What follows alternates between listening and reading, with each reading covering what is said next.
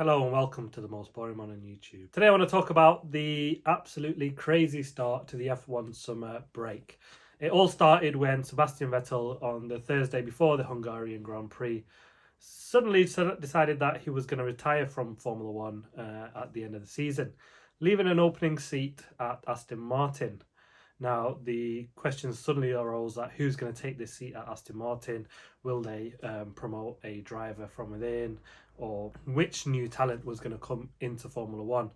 And then, after the Grand Prix, everyone was all packing away, ready for the summer break, and Fernando Alonso gives us a massive surprise and says, hang on a minute, I'm taking the Aston Martin seat. Now, the announcement and the close proximity to Vettel and retiring and Alonso suddenly saying, actually, I'm having this seat with just a few days in between, I think there was something else here at play to push Vettel into retirement. Purely because I don't think you'll get a deal with Fernando Alonso done within a matter of days. Finances agreed. There's a lot that goes into these deals, sponsorship, image rights, etc.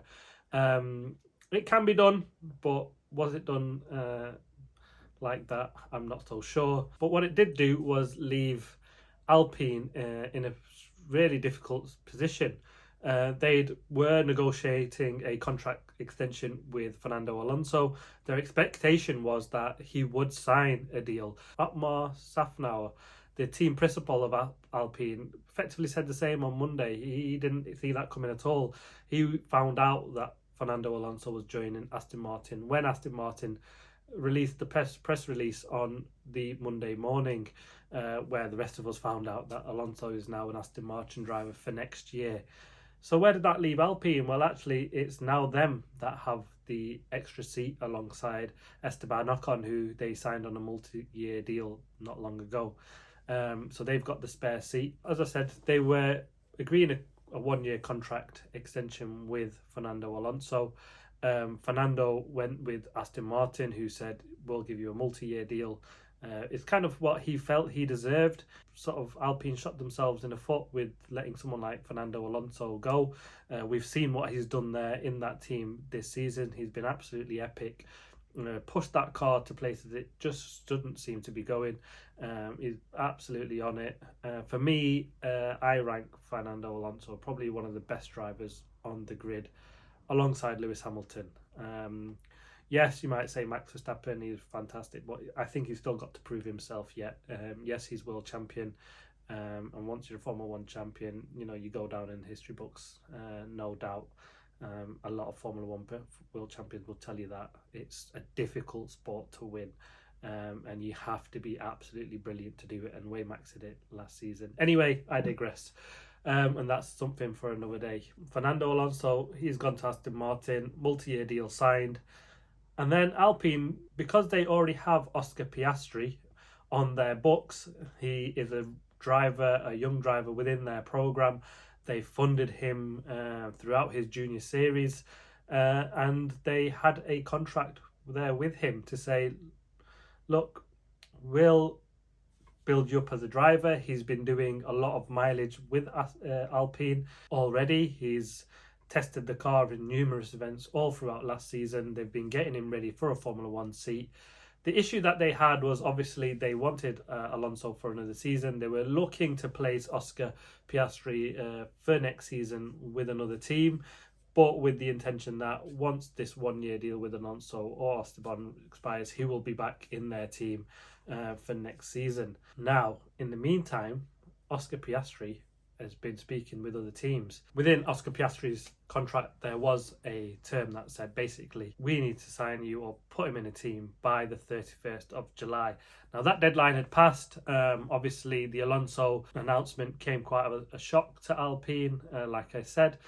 And they reacted quickly, I would say, in sort of saying to Oscar, or not even saying to Oscar, should I say, just announcing Piastri, because he was on their books. As far as they were concerned, they have a watertight contract with Oscar Piastri. He's their driver. They've funded heavily in him, expected the loyalty from him, given the time that they've given him in the car already. And then to say, look, well done, chap, here's your driving seat.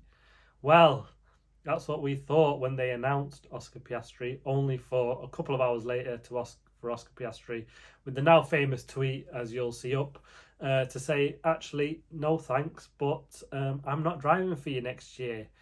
Alpine probably thinking, what are you on about, mate? I've got a contract here. But while Alpine was snoozing, obviously trying to juggle their deal with Alonso, trying to find a place for Piastri.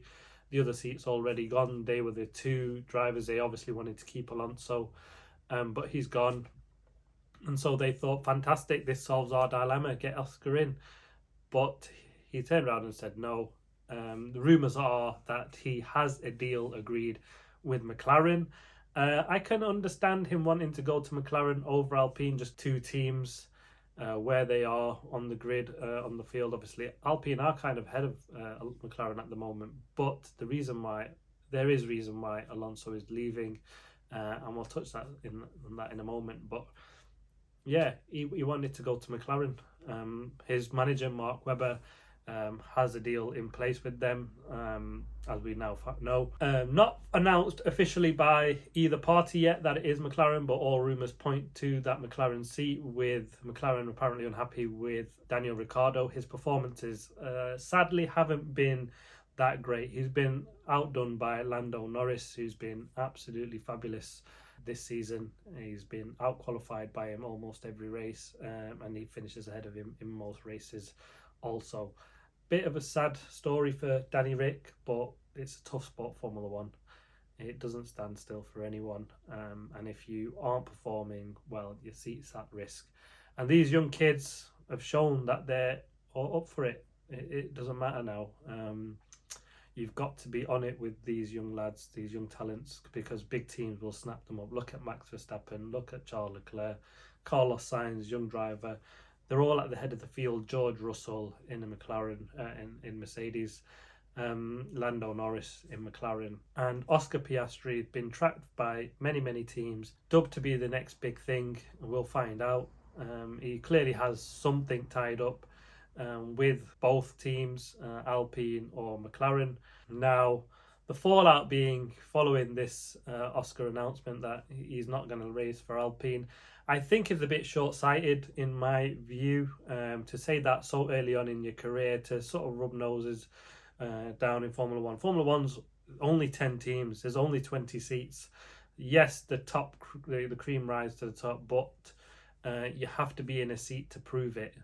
Look at how many fantastic young drivers just never get the chance.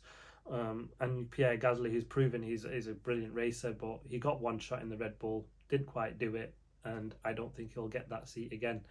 Probably sadly for him, he is a good talent, but is he as good as Max Verstappen? Is he what they want going forward? Probably not. It's a ruthless sport. For the young lads, you get one chance, you've got to take it, which I can kind of makes me understand why he wants to go to McLaren. It probably is better prospects for the next season in his first year. They are a big team, McLaren, no doubt. They're not at the level they once were, and where they expect themselves to be. But I'm sure they'll get there, and probably faster than Alpine. As I say, Alpine and McLaren aren't really in dispute with anything at this moment. Apparently they've told Danny Rick that actually this guy Oscar's going to take your seat.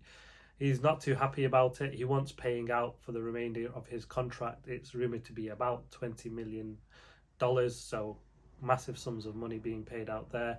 And then Oscar has this issue now with Alpine saying, actually, look, we've got a valid contract. Our lawyers have said it's a valid contract. There is something called a CRB, which is set up by the FIA. It was set up back when Michael Schumacher actually came into Formula One in '91 with Jordan. Eddie joined and signed him up for that one race. Then they had an agreement to say, look, wasn't officially signed, not sure of the details on that, but Jordan had said to Michael Schumacher, look, you're our driver for the season. Was contract signed? Not too sure. However, the manager managed to get a seat with Benetton, who were up at the front compared to Jordan, where they were when Schumacher joined. And he got moved to Jordan. And yes, the rest we know is history. He moved to Benetton. And then following that contractual dispute, the FIA set up what's known as the CRB, which stands for the Drivers Contract Recognition Board. Now it's set up, it's a team of lawyers that are well up in the area law of contract issues. And they effectively will provide a ruling. Now, the FIA released a statement just this week to say, actually, there would be no need to go to court, as Alpine have effectively said they want compensation from Oscar Piastri for basically throwing their contract in the bin and announcing publicly that he's not going to race from next season. Now, that shows to me that actually Alpine are not really interested in keeping Oscar now. I think the damage is done for them with his public statement, which I think is why I think that the way he did it was naive. He should have waited, and maybe it might be something he regrets in the future if his career doesn't quite go to plan at McLaren, with other teams touch him, with knowing what kind of character they're dealing with. You know, these are massive corporate teams. They have sponsorships and other things to look at. And if you've got a driver that's just going to fire things off the top of his mind, well, might not go down too well. But for us fans, we love it. Let's bring it on. So yeah, going back to that, the CRB will provide a ruling. Apparently, both McLaren say they've got a valid contract with Oscar Piastri. I imagine they do. And Alpine saying, look, we've got a contract with Oscar Piastri. And I imagine, yes, they probably do. You wouldn't have heard such strong words coming from Alpine's FIA team boss, Otmar Schaffner, who's basically said, look, it looks like 90%. We're going to the High Court, get a ruling on this contract, regardless of what the CRB say. We want compensation. We've spent millions of pounds bringing Oscar up to scratch. He'd made him the driver that he is. They've put him in F1 testing. You know, the cost of running a team engine just for a test is massive these days, and the limited testing that you have is absolutely crucial. You know, you don't really want to waste that on someone that's just going to throw it back in your face, so they'll want compensation for that. I imagine there might be a deal struck now, with some money going to Alpine to sort of sort this deal out. I don't think personally it will get to the High Court unless, you know, there's big money at play. And unless Alpine aren't compensated for, I think we could end up in the High Court with this one. But I think in all likelihood, I think there will be some agreement reached with Alpine. There will be some compensation sorted somewhere. Who pays that, whether it's McLaren or Oscar, we'll see. But I imagine that will all be behind closed doors with NDAs and non-disclosure agreements signed on that point. I imagine F1 is very secretive when it comes to things like this, so I wouldn't expect it all out in the press. But you just never know, as we don't expect to see this one coming. And yeah, like I said, Alpine have said that they're going to get their accountants to work out figures, the cost of obviously all the testing they put Oscar through, the training, and for effectively breach of contract. Because even if the CRB turn around and say, actually, Oscar, you've got to stick with Alpine, he could turn around and say, look, I'm not racing for you next year. I'm going to sit the year out. Where does that leave Alpine? And I think that's where Alpine are sort of just cutting the losses with Oscar, get some compensation. He'll move to McLaren. Danny Rick, there are rumours that he might switch and move to Alpine. They are one of the only big teams left at the front of the field, or the fronter end of the field, where Danny Rick will have a seat. I think he wants to stay in Formula One. Alpine boss Otmar has kind of said, yes, he'd be happy to take Danny Rick in. There was obviously the issue when it was Renault. Danny Rick left there, moved to McLaren. Didn't leave on the most fantastic terms. They kind of wanted to stay, but he wanted to move on. He didn't see the project at Renault. Now, I think going back, I was going to say I would touch on this, but I think that's the reason why Fernando Alonso has left. He doesn't really believe that the French outfit are going to put the money into Formula One that's required. He's seen the project at Aston Martin. They have built a state-of-the-art new headquarters. They are investing heavily in their team. They've taken some aerodynamicists from Red Bull, looking to improve their car. They are investing heavily. They've got a billionaire backer, and so the prospect of moving there, and I think that is partly the issue. He's probably seeing, look, the money's not coming in from Alpine to make these a front runner team. Fernando Alonso is eager to get his third world title. Will it happen? Unfortunately for me, I don't think so. It would be fantastic to see it happen. Be an absolute fairy tale story for him to get that third title. I'd love it because personally, I'm a massive fan of him. He's the absolute racer all round. He's got everything in my view, and I'll make another video on that of my top 10 drivers in Formula One as they are on the grid today, and watch that space. But yeah, that's where we are. Up in the air at the moment. Where will this story fall? It does look, for me, my prediction will be that Alpine will get another driver in. Who knows? There is now a seat there available now that Alonso has gone to Aston Martin. Vettel is retiring. I don't think he's going to come out of retirement to take that seat. The only person left now is for Danny Rick. Let's see what his scenario is. He kind of holds all the card here. He's the only one with a contract option to say, I can get out of this contract, but he wants paying off from McLaren. And the rumour are it's a massive sum of money.